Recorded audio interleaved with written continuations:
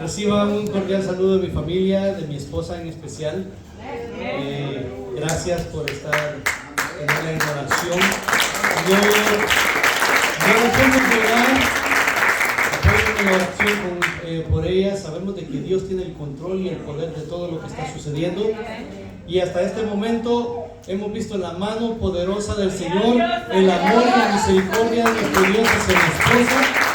Y sé que pronto mis hermanos, ella va a salir de esto y va a poder ella dar su testimonio de la bondad, del poder, la misericordia y del amor que Dios tiene hacia sus hijos. ¿Le puedo pedir que se pongan de pie?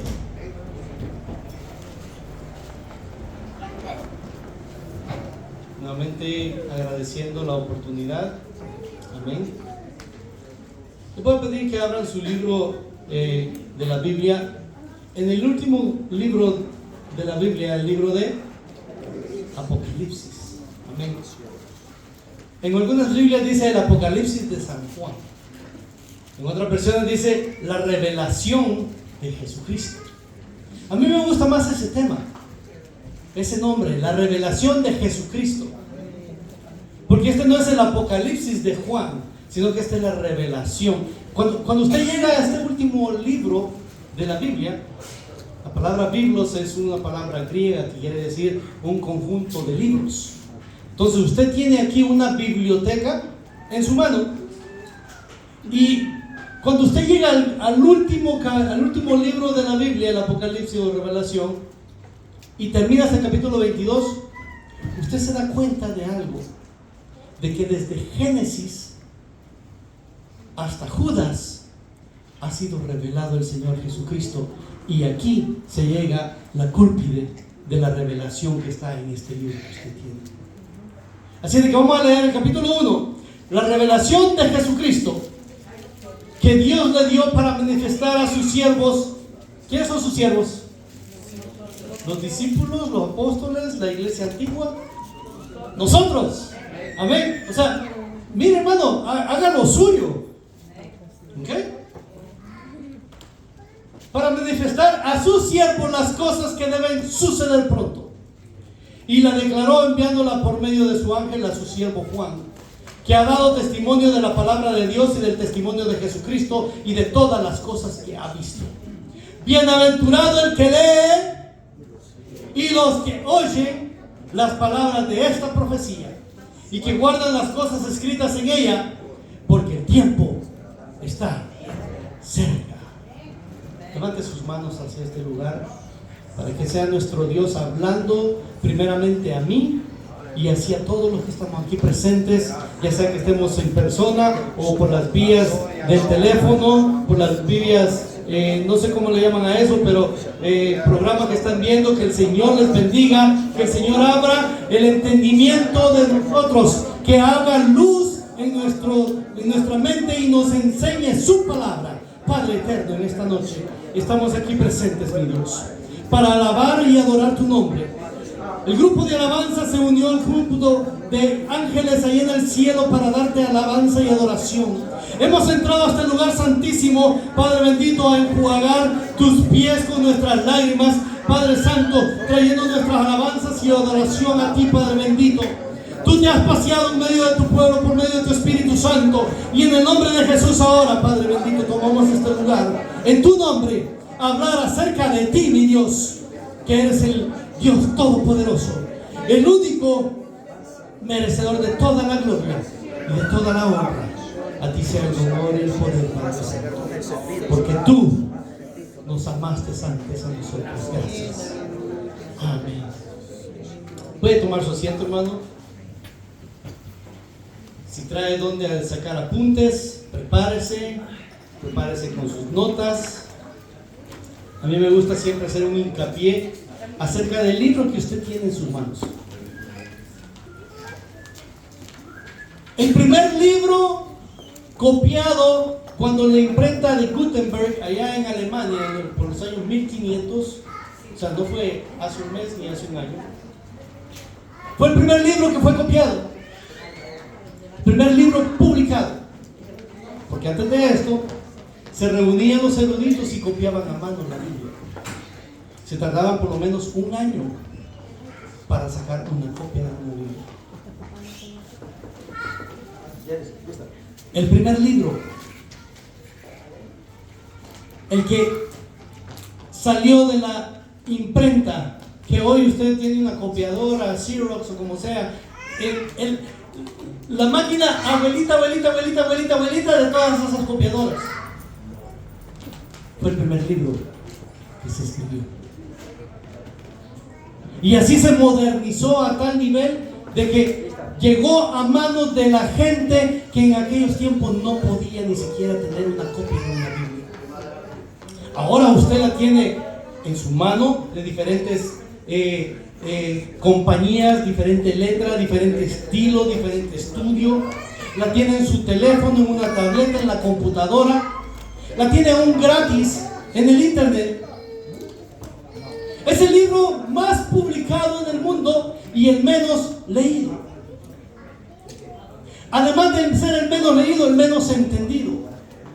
Y en estos 66 libros que están aquí escritos, hay un libro que está dentro del libro que menos se lee y menos se entiende, y es el libro que menos se entiende y aún los cristianos no lo logramos entender. Por temor de abrir esas páginas. Porque, no quiero saber qué va a pasar en el futuro. El libro de Apocalipsis, déjenme decirle de una vez, no le está descifrando el futuro. Le descifra el presente. Que en cualquier circunstancia y situación que usted esté viviendo, el Señor Jesucristo dice que lo tiene en sus manos y nada lo arrebatará de Él.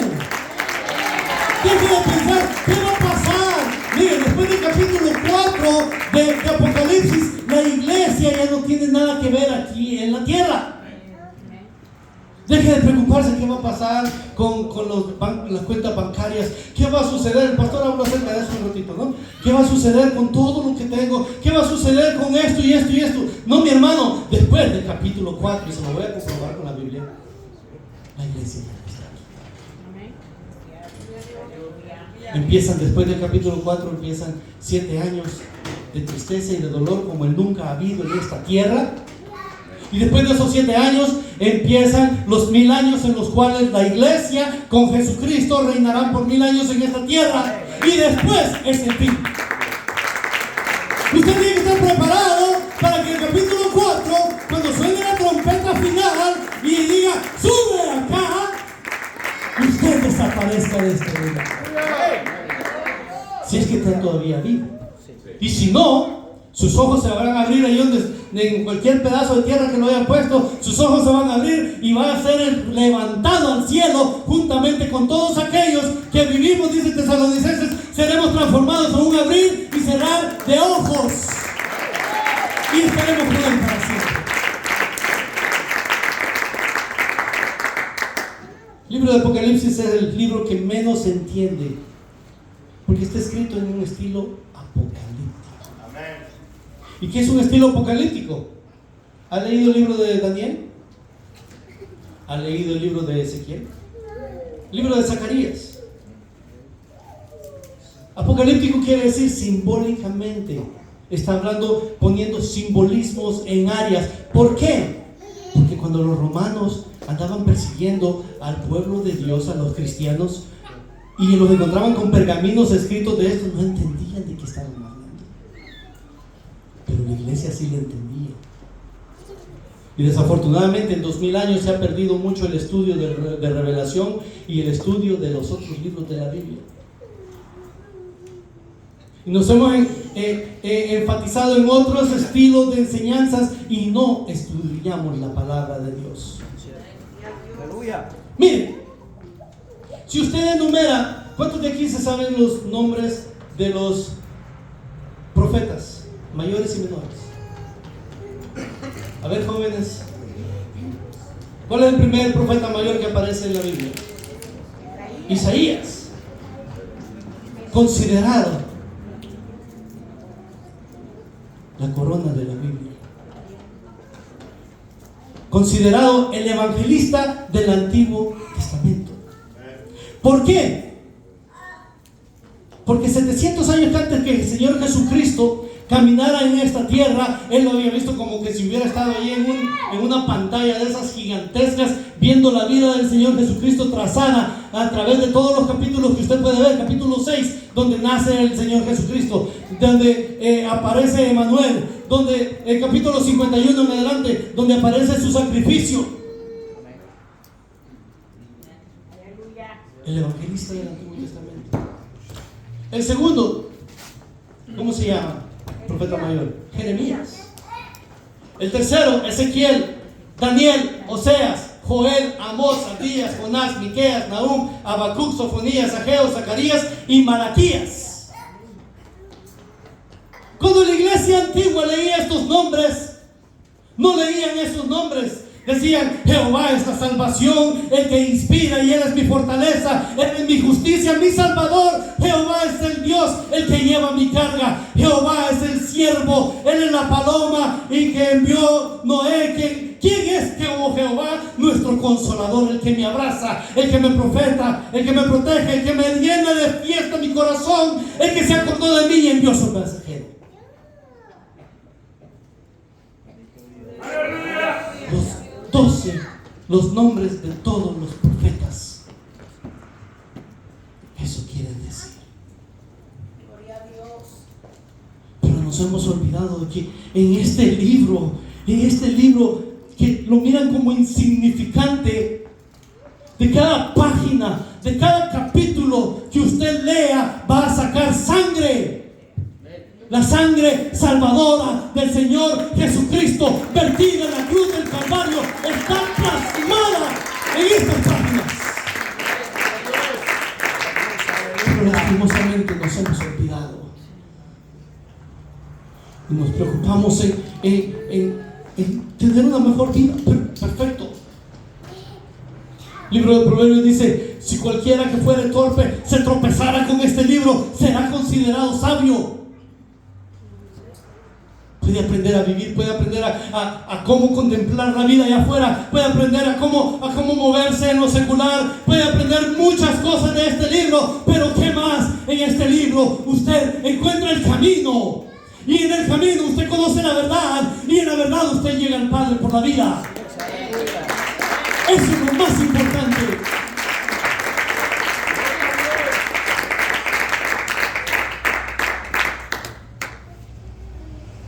Libro de Revelación, de la misma manera. Usted tiene en sus manos el mejor libro regalado a la humanidad. Ya por 1970 en adelante sacaron la Biblia de las escuelas, quitaron la oración. Todas las mañanas se oraba y metieron el libro de Harry Potter. Y ahora es parte del currículum. Y los niños en sexto grado tienen que leer todos esos libros. Son 7 libros escritos por una bruja inglesa, lo cual vino a reemplazar la Biblia. Años 80, ¿qué sucedió? La explosión de las pandillas aquí en los Estados Unidos. De tanto joven matándose en las calles por una coartada de una esquina. Y es nuestro deber como la iglesia. Aquí no vemos viejos. Si usted tiene más de 200 años, considérese viejo. Aquí es nuestro deber predicar la palabra de Dios acá adentro, allá afuera, en cualquier lugar, porque las almas se pierden. Y tiene que haber un despertar, tanto en los jóvenes como en los adultos, a no tener temor de que este libro que usted tiene en sus manos contiene la mente de Dios, contiene y demuestra la condición del ser humano, le designa el destino del pecado, el camino de la salvación y las bienaventuranzas de creer en Él. Las historias que están aquí escritas en este libro son verdaderas. Esos decretos, las enseñanzas son inmutables. Cuando usted la escudriña, usted puede llegar a ser sabio. ¿Qué haga mi hermano, mi hermana, para ser salvo? Practíquela para ser santo. Esta es la luz que le guiará en su caminar, el alimento que le sustentará y el consuelo que le animará. Porque ¿cuántos acá no sienten a veces el pesar de la enfermedad o la situación que está sucediendo? Y usted abre el libro de los Salmos. ¿A cuántos les gustan los libros de los Salmos? Los cánticos de alabanza, de agradecimiento al Señor. Señor, ¿por qué te has alejado de mí? De noche lloraba y mis huesos se pegaban a mí, pero he aquí, en la mañana nacerá el sol de justicia. Y la noche pasará. Encontramos el consuelo. Este es el mapa para usted y yo que somos viajeros en este mundo. Es el bastón para nosotros que somos peregrinos, la brújula para el piloto y la espada para el guerrero. En estas páginas el cielo se abre para usted y las puertas del infierno no prevalecerán contra usted. Este libro, la Biblia, tiene que llenar nuestra memoria y guardarnos en nuestro corazón. Leámosla atentamente y con frecuencia y encontrarás que la vida está llena de la riqueza del corazón y los pensamientos de Dios en este libro. Mire, hermano, toda la Biblia denota al Señor Jesucristo y se ha dejado ese mensaje a un lado, porque hay momentos en que aún hay que predicarles aún a cristianos gnósticos que no creen en el Señor Jesucristo, que solamente creen en el Nuevo Testamento en adelante. Porque miran el libro del Antiguo Testamento, no lo histórico. Nosotros no somos judíos, ¿para qué vamos a estudiar acerca de la raza judía? La raza judía es la única raza en todo el mundo que puede trazar su linaje hasta Adán. Porque todas las naciones se mezclaron y ya no tienen ni siquiera de dónde aparecieron. Pero Israel no. Israel se ha mantenido. Y si usted lee, el último libro escrito del Antiguo Testamento no fue Malaquías. ¿Cuántos saben cuál fue el último libro que se escribió? El libro de Crónicas, donde habla acerca de todos los que regresaron de Babilonia, y ahí están escritos, y de ahí lo trazan hasta acá. Dios, aleluya. En los 66 libros escritos están tipológicamente bíblicos, y cada capítulo encontramos rasgos de Cristo. Mire, el libro de Génesis está lleno de promesas. Es considerado el libro de las promesas, porque Dios hizo pactos y cumplió los pactos. Hizo promesas al ser humano, y hay unas promesas palpables. Pero mire, al Señor Jesús lo podemos ver en las pieles que Él mismo usó para cubrir a Adán y Eva. Gloria a Dios. Para protegerlos del juicio.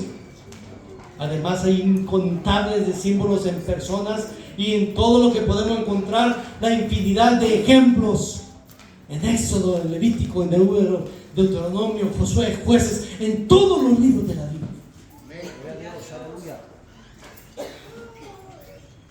Estamos todavía en la introducción. Tenemos tiempo, ¿verdad? Tenemos como 25 minutos, ya casi terminamos. Miren, si trazamos cada uno de los libros, vamos a ver cuánto Dios en su grande amor, Él es el que nos busca. Nos busca y Él nos ruega, nos hacemos hasta los rogados. Y Él nos busca y nos llama y nos toca las puertas y nos dice, nos llama con lazos de amor y muchas veces tan poco más fuertes, pero nos hace recapacitar. Hasta llegar al libro de los evangelios. Los evangelios nos muestran al Señor Jesucristo como el profeta. Las epístolas lo muestran como el sumo sacerdote y el Apocalipsis lo muestra como el rey soberano. Gloria a Jesús. Los evangelios encontramos la vida recibida, en las epístolas la vida revelada y en Apocalipsis la vida recompensada. Está partido en 3 tipos. En el Evangelio de Juan usted ve al Señor Jesucristo como la salvación. En las epístolas como la santificación que contrae conocer el camino. Y en Apocalipsis la soberanía de Dios. Dios es el que tiene todo el control en todo. No hay nada que no esté bajo su control.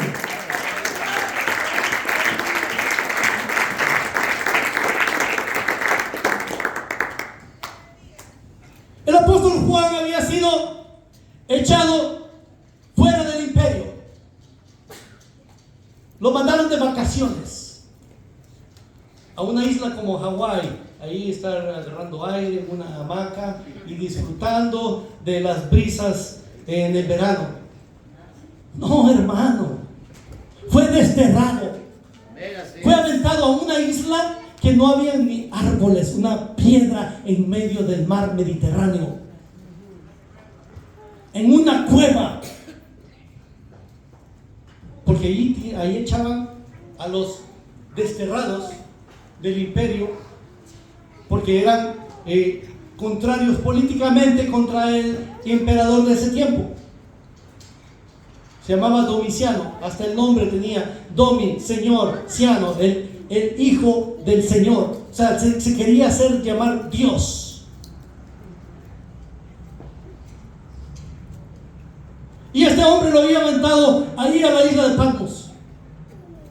Lo quisieron matar, no lo pudieron matar. Entonces dijo, bueno, este viejito ya tenía como unos 95 años. Dijo, lo vamos a tirar ahí. Y era el más joven de los discípulos. Por eso cuando Pedro le dice al Señor, ¿por qué nos viene persiguiendo este?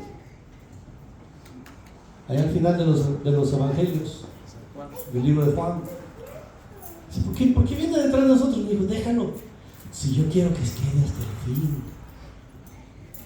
yo lo voy a decidir. ¿Y cuál era el fin? Que escribiera el último libro que faltaba.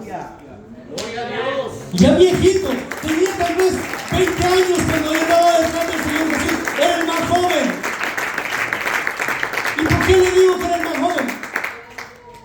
Porque en la vida de los judíos, en su tradición, el más joven de la familia era el que se sentaba a la par del cabeza de familia. Jesucristo, siendo el cabecilla de la familia, el más joven se sentaba a la par de él, porque tenía que escuchar y aprender todo lo de los viejos. Entonces él era el más joven y Dios lo dejó hasta el fin para que pudiera escribir el último, la revelación de Jesucristo. Por eso él empieza y dice, ¿cómo lo empieza a ver él? Lo mira, mi hermano, en una manera como nunca se había imaginado. Solamente habían habido ciertos personajes que habían entrado hasta el lugar santísimo, al cielo, al templo allá en el cielo.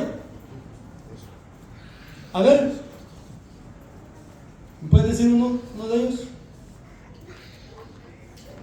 Moisés. Moisés estuvo allá porque Dios le dio los planos del santuario. Y lo que Moisés hizo acá en la tierra, el santuario, la carpa allá en el desierto, era una copia del santuario en el cielo. Pablo dice que subió hasta el tercer cielo y escuchó cosas que no se podían ni repetir. Pedro, porque él habla acerca de cómo va a ser todo destruido al fin del tiempo. ¿Qué más? Isaías, capítulo 6, donde mira el templo. ¿Qué más? Ezequiel. Y muy pronto la iglesia. Usted va a estar allá en el lugar santísimo, adorando con los millares de millares al Señor Jesucristo. Capítulo 1 nos da una introducción de cómo Juan mira al Señor Jesucristo. Había caminado con él por 3 años y medio. había comido con él, habían viajado en toda el área de Judea, había visto los milagros, había visto cuando en la noche en el jardín de Getsemaní fue llevado preso. Es más, entró hasta el lugar donde lo tenían ahí en la casa del sumo sacerdote, porque los conocía. Había visto cómo lo habían bofetado, y además de eso había visto cuando lo llevaron al pretorio, o sea, al lugar de la guardia de los romanos. Lo había visto lacerado y golpeado hasta el punto de que pensaba tal vez que se iba a morir allí. Lo había visto caminar afuera de la ciudad de Jerusalén, y lo había visto colgado. Lo vio cuando lo bajaron, vio donde lo pusieron, pero ya no lo volvió a ver hasta que apareció en medio de ellos. Y esta vez lo mira de una manera como un rey glorioso, que no se podía, de cómo iluminaba todo el lugar donde él estaba, que no podía él ni siquiera verlo en el rostro. De esa manera lo vio como el rey todopoderoso, revelado. Todo lo que estaba escrito acerca de él se estaba revelando acá en el libro de Apocalipsis.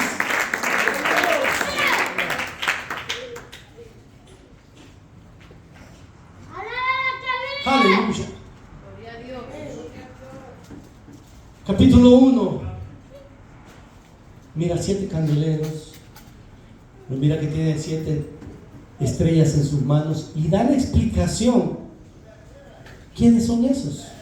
¿Qué simbolizan eso? A ver, hermano, ¿qué es lo que simbolizan las 7 estrellas?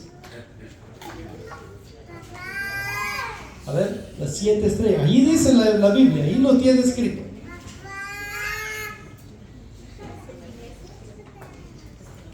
Los 7 pastores de las iglesias.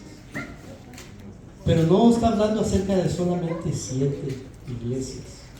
Entendamos el simbolismo y la tipología. 7 significa la perfección, o sea, toda la iglesia universal. Allí incluye a los pastores de este año, a los pastores que han estado de hace 10 años, a los pastores que están aquí sentados y se van a levantar como pastores. O sea, Él nos tiene a los siervos de las iglesias en sus manos, como diciendo: yo rijo, tú eres mi siervo, pero yo soy el que mando. Es Él el que tiene control de todo, sobre todo. Y los 7 candeleros son las 7 iglesias. Aquí habla acerca de 7 iglesias y le da por nombre, ¿verdad? A ver, ¿cuáles son esas? Éfeso, a ver, dígame uno. Filadelfia, ¿a alguien le gusta Filadelfia? Porque es a la que Dios no le pide nada. Solo le dice: tiene una puerta abierta del cielo y aquí nadie la cerrará. A ver, ¿cuál otra?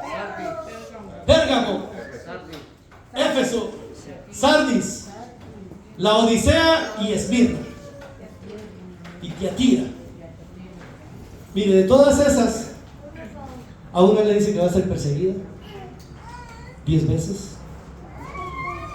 Dice, por 10 días, entendamos, quiere decir que iba a tener 10 persecuciones. Y aún esa parte de la iglesia aún sigue siendo perseguida. A Éfeso le dice: es aquí que has perdido tu primer amor. Está muy, muy bonito todo lo que haces, pero has perdido tu primer amor. ¿Y cuál es tu primer amor? Alcanzar las almas. Gloria a Dios.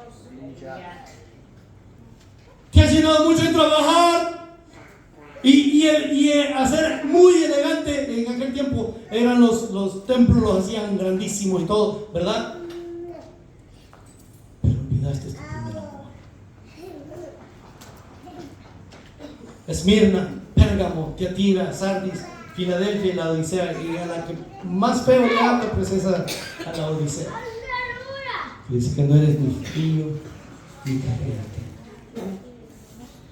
no que eres tibio.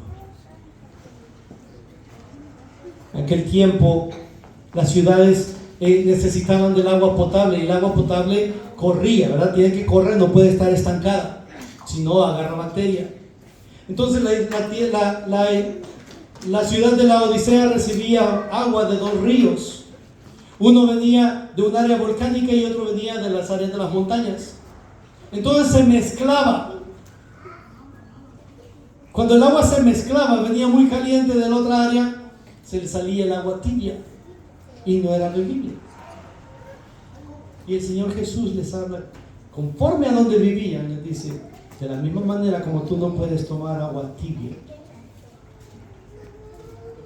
porque no tiene sabor, de la misma manera, si tú eres tibio, te voy a sacar de mí. Y a todos nos habla y nos dice hoy en día que tenemos que estar calientes en Él, encendidos en el fuego de su Espíritu Santo, porque si no, va a haber un momento en que Él va a tener que tomar la acción contra nosotros. Y así habla el capítulo 1, 2 y 3. Y llegamos, mi hermano, hasta el capítulo 4. Y usted puede ver ahí la adoración celestial. Y después de esto miré, y una puerta abierta en el cielo. A Filadelfia le había dicho una puerta abierta. Y te apartaré de lo que viene a esta tierra. Con todo esto que ha sucedido en estos últimos años, guerra en Rusia, guerra con China y Taiwán, guerra en Israel con los palestinos, y esos palestinos han quedado desde el tiempo de Josué, porque como no los sacaron, le dijo Dios, como ustedes no quisieran sacarlos de la tierra, como yo les había dicho, ellos van a hacer una piedra en el zapato, van a estarlos molestando toda la vida. Son los filisteos. Es más, tienen las mismas ciudades de antes, Gaza, Asdod. Y dice la Biblia que todo este tiempo va a suceder. El pueblo de Israel ha sido perseguido todo el tiempo de su historia. Y ahora viene y le vienen diciendo, y es el fin. Ya estamos en la gran tribulación. La iglesia se va a pasar la gran tribulación. No, mi hermano, la iglesia no va a pasar la gran tribulación. Que eso nadie le ponga a usted una clase de pensamiento diferente, el cual lo haga titubear y dudar de su salvación.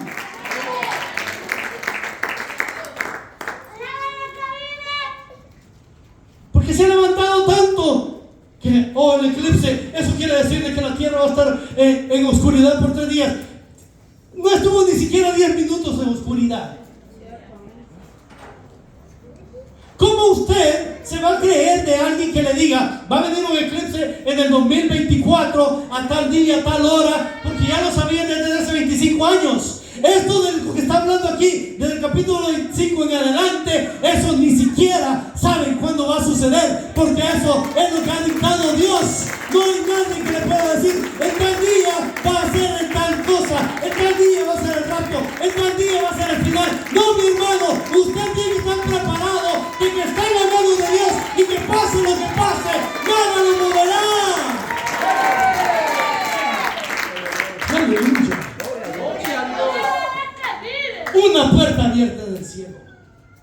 Y oí una voz como de trompeta. ¿Qué dice? Como de trompeta. En Tesalonicenses, Pablo hablándole a los tesalonicenses 30 años antes del Apocalipsis, en la persecución del emperador Nero o Nerón, que hoy usted nunca ha oído que alguien le ponga el Nerón, ¿verdad?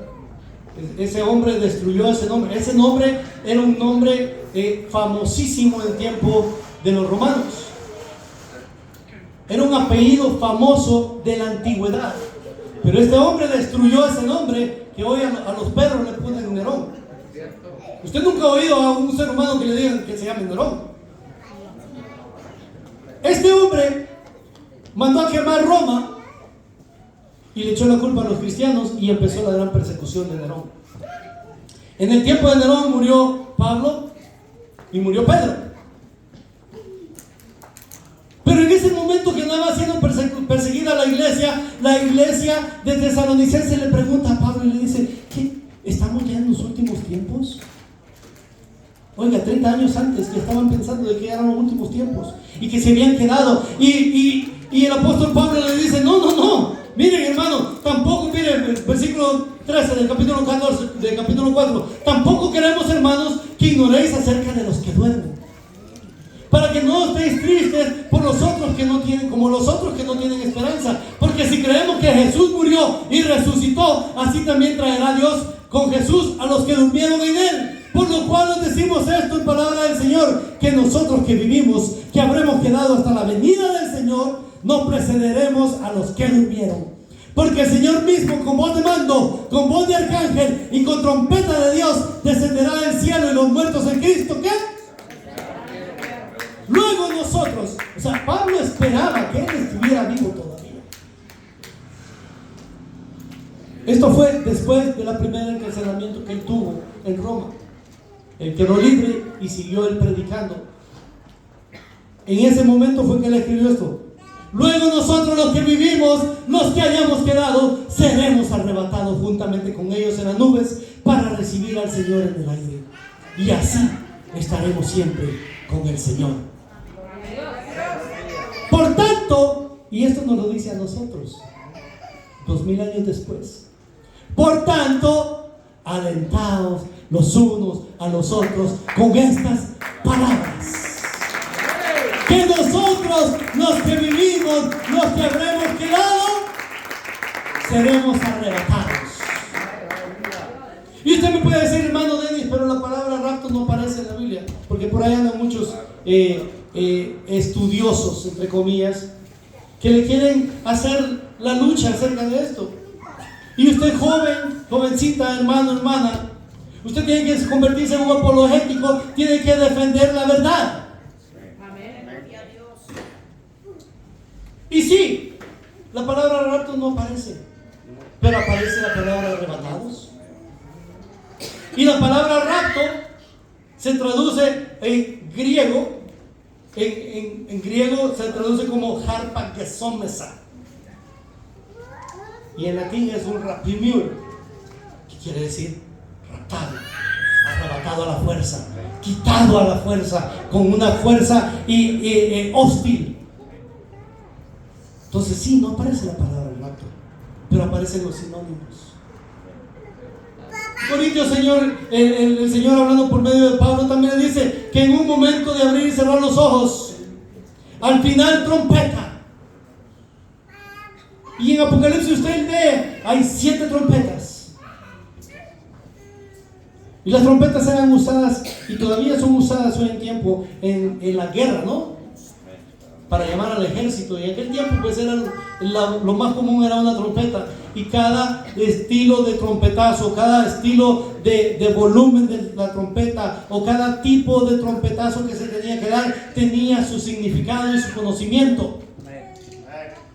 Entonces, ¿cuál es la final trompeta?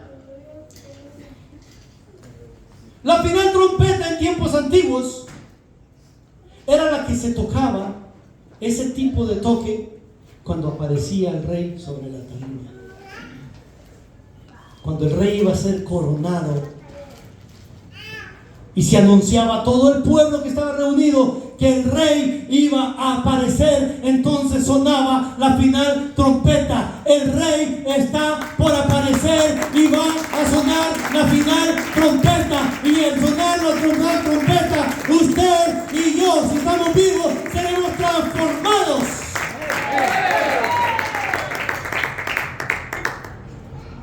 A una velocidad más que la luz. Si usted apaga la luz, inmediatamente se apaga. Pero ahora pispilé, le apuesto que eso es más rápido que el momento que se apaga la luz. A más de 1200 kilómetros por segundo. Y eso es la promesa que Dios tiene para nosotros. Y Él nos dice que nos alentemos con esas palabras. Capítulo 4. Aparece el lugar santísimo ahí en el cielo. Y nos da una idea nada más.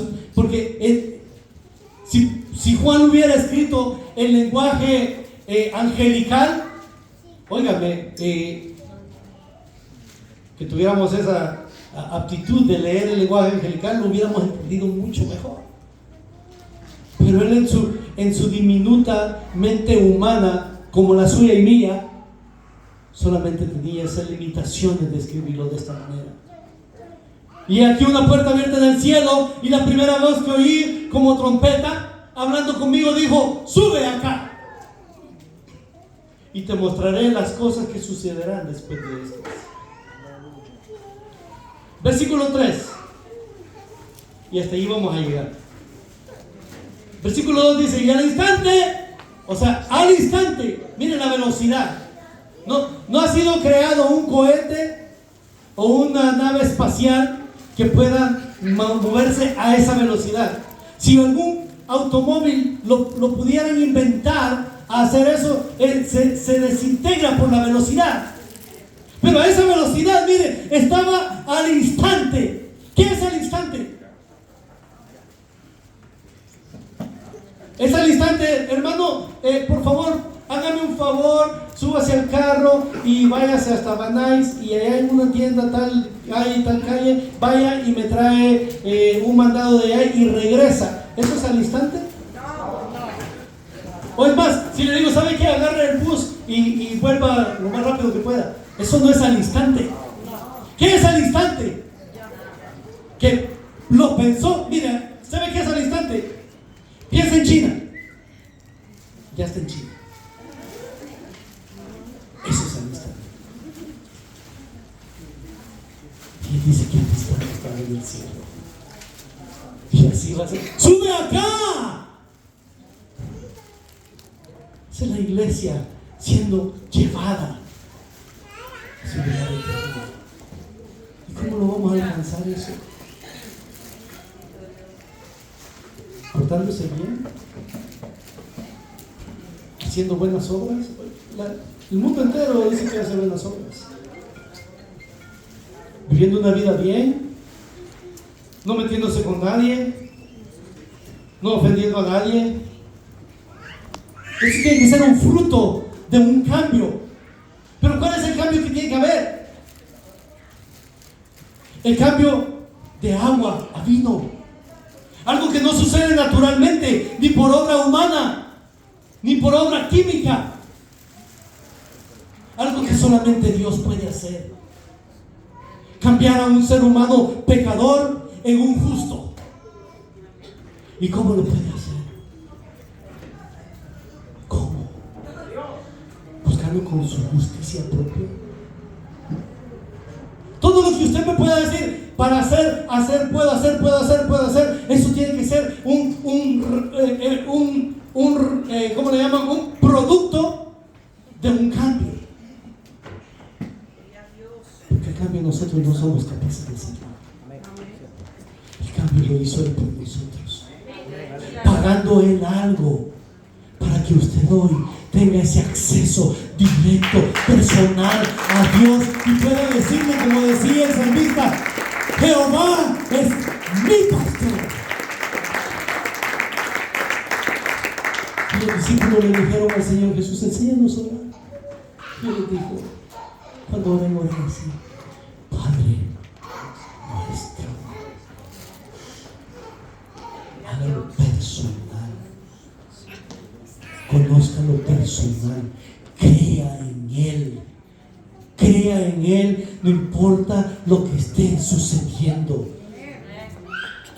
Sea como los 3 jóvenes hebreos allá en Babilonia: Rey, no importa que nos quemes, que nos eches a ese pozo que tienes encendido, a ese horno de fuego, pero no nos vamos a doblegar a ti. Y si Él nos matare, estamos confiando en Él. Él es el que tiene todo el control en sus manos.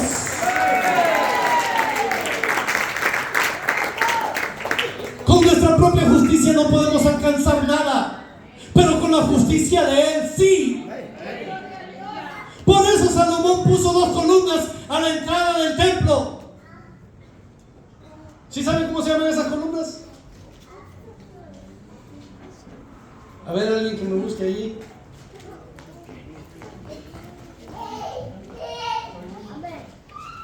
¿Cómo se llamaban las columnas?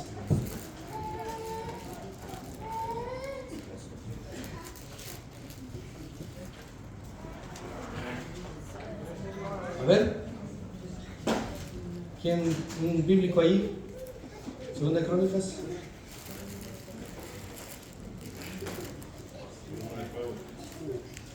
Aleluya. ¿Cómo estamos bien terminando?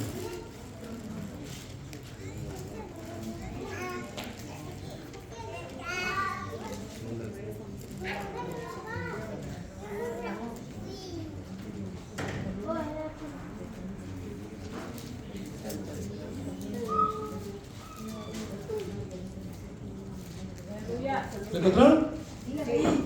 A ver. A ver, leo. A ver, escuchen, hermano. Delante de la casa hizo 2 columnas. Amén. De 35 codos de altura, cada una con sus capiteles encima, de 5 codos. Hizo asimismo cadenas en el santuario y las puso sobre los capiteles de la columna, e hizo 100 granadas, las cuales puso en las cadenas, y colocó las columnas delante del templo, una a la mano derecha y la otra a la izquierda, y a la de la mano derecha llamó Jaquín, y a la de la izquierda Boaz. Boaz. Amén. ¿Es su nombre? Boaz. ¿Qué quiere decir eso? Lo que le recordaba a la gente cuando iba a entrar era de que no por mi fuerza, sino por tu amor puedo entrar al lugar santísimo. Eso quiere decir Jaquín y Boaz. Que usted entra al lugar santísimo no por su propia voluntad, ni por su propia fuerza, ni por su propia justicia, sino que porque Él pagó un precio en la cruz del Calvario, le da acceso a usted para poder entrar y ver el rostro de Dios.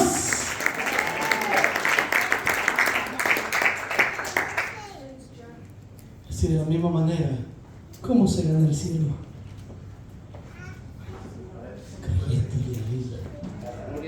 Creyéndole, tomando la decisión. Si aquí hay gente, personas que no tienen el conocimiento del Señor Jesucristo, el lugar está abierto. Con cada aliento de vida que tú tienes, llénate tus pulmones de oxígeno. Y el libro del Salmo 150, versículo 6, termina de esta manera: todo lo que respire, alabe a Jehová. Llénate tus pulmones de oxígeno y alaba a Jehová, porque todavía tienes vida, porque Ebenezer hasta aquí te ha ayudado el Señor. Ebenezer, Dios no ha permitido que murieras de un infarto.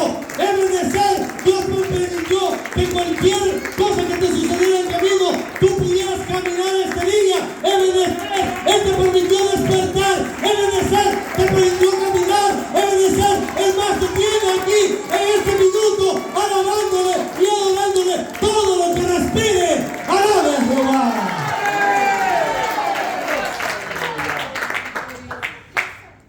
Y esa no es una súplica, ese es un mandato divino, un mandato de Dios a todo lo que respire.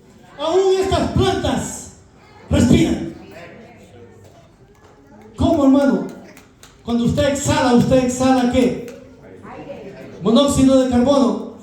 Estas cosas se alimentan de monóxido de carbono y exhalan oxígeno para que usted pueda tener oxígeno siempre. Las bestias del campo, los peces, todo lo que respire, alabe a Jehová. Y el ser humano es lo único de la creación a lo cual se tiene que decir: alabe a Jehová, glorifique al Señor, cántele a Dios. Es el único ser creado a imagen de Dios al cual se le tiene que suplicar, y eso tiene que ser momentáneo, esporádico, personal, no tiene que ser empujado por nadie. Lo cual quiere decir de que en todo lugar donde usted ande, tiene que traer eso en su mente, porque ahora usted es el templo y la morada del Espíritu Santo. El Espíritu Santo no mora en estas 4 paredes. El Espíritu Santo mora dentro de usted. Es lo que le da vida. Póngase de pie. La próxima vez, si Dios nos permite, seguimos. Nos quedamos en el versículo 3. Ahí dice que vio al que estaba sentado en el trono con aspecto de coralina y de jaspe. 2 piedras preciosas, las cuales al verlas a través de ponerle luz y verlas, ¿cómo le llaman? Un microscopio, verlas a través de un microscopio, y al ponerle luz irradian todos los colores del arco iris. Pero usted no encuentra diamantes ahí en el cielo, o en los fundamentos, o aquí en las piedras preciosas. Ahora, ¿por qué? Porque el diamante, cuando usted lo parte y lo pone, le tira luz en un microscopio, se hace gris, pierde el color. Ahora, estas 2 piedras que aparecen ahí, coralina y jaspe, se lo iba a dejar de tarea, pero se lo voy a decir mejor. Son 2 piedras que aparecen en el pectoral del sumo sacerdote ahí en Éxodo. El sumo sacerdote traía una placa de oro en su pecho colgada, y ahí traía 12 piedras representando a las 12 tribus de Israel. Y la primera piedra que aparece es la coralina, y la última piedra que aparece es el jaspe. La coralina representando a Rubén y el jaspe representando a Benjamín. El nombre de Rubén quiere decir: mira, el hijo. Y Benjamín quiere decir: el hijo de mi mano derecha. El que estaba sentado en el trono, Dios le está diciendo: miren aquí el hijo de mi mano derecha, Señor Jesucristo.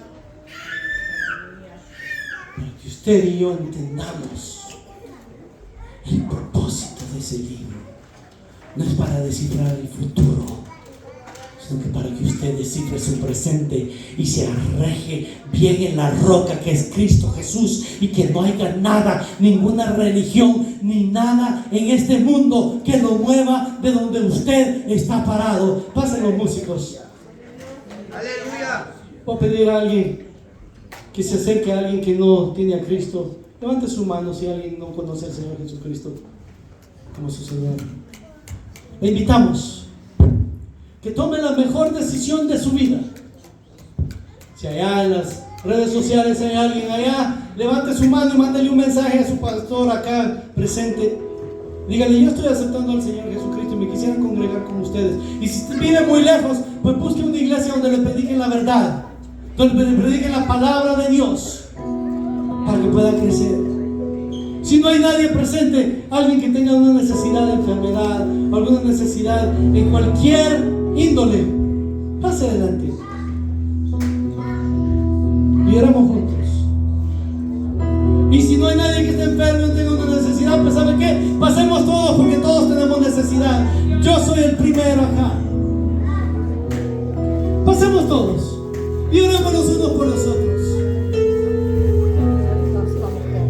Mientras nuestros hermanos entonan un canto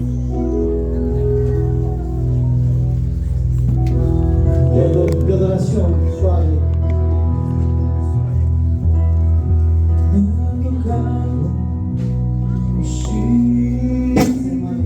Hagan espacio acá adelante. Tiene espacio ahí. Agárrese la mano del que está a la par suya.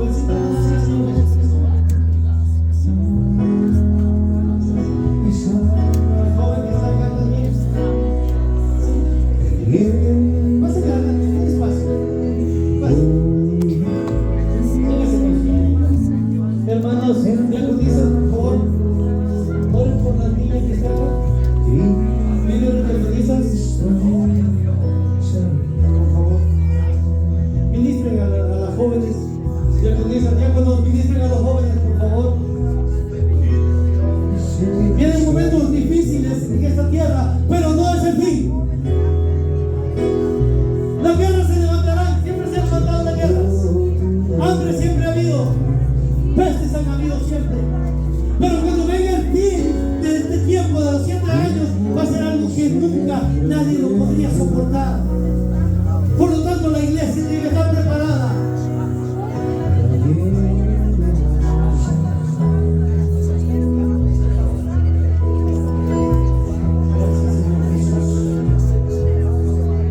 Hemos pagado tu palabra, Dios. Hacia los jóvenes, a las jóvenes.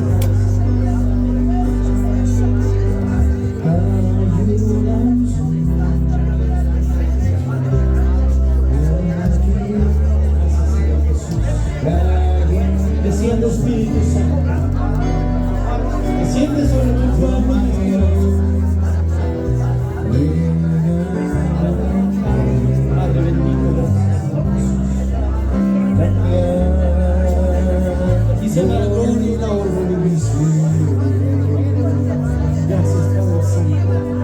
Bendito y glorificado sea tu nombre. Bendice a tu siervo que has puesto acá. Padre Santo, lo tienes en tus manos, como una de esas estrellas en tus manos, Señor Jesús, guiando a tu pueblo. Bendice al hogar pastoral, Padre Santo, el pastor, a la pastora, a sus hijos, mi Dios, aleluya. Padre Santo, bendice a los líderes, a los diáconos, a las diaconisas, a los líderes de hogar, Padre Santo. Padre bendito, llénalos de sabiduría, de tu palabra, de amor, Padre Santo, aleluya. Gracias, Señor. Que tú seas glorificando tu nombre en la vida de cada uno de mis hermanos.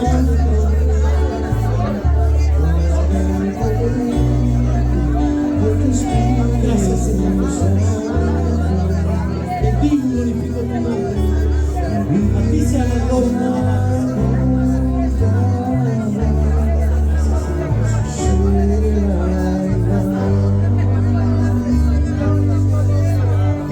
Gracias, Señor Jesús.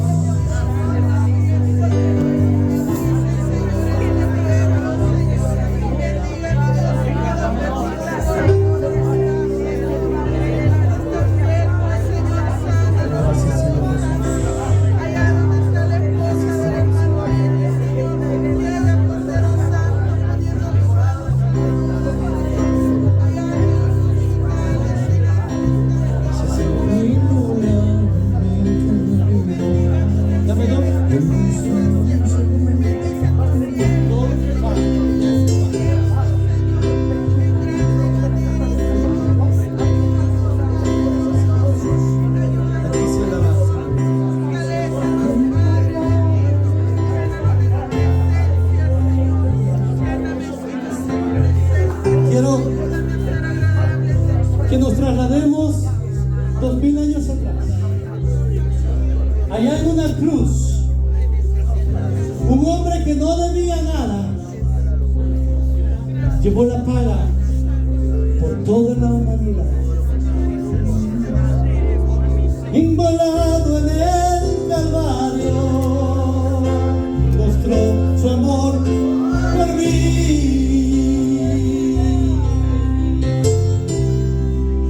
Todo peso del pecado,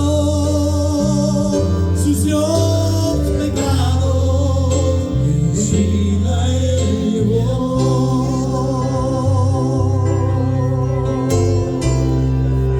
Un momento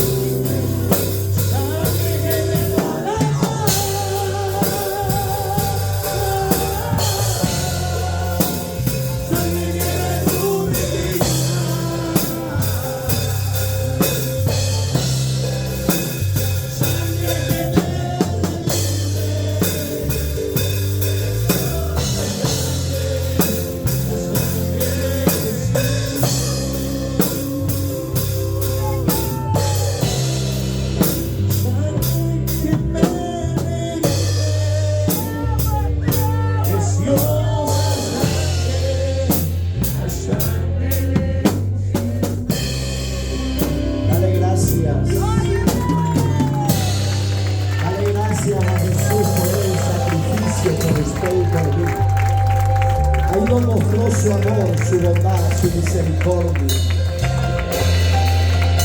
Llévate la gloria, Jesús. Amén. Y amén por tu palabra. Gracias. Tome su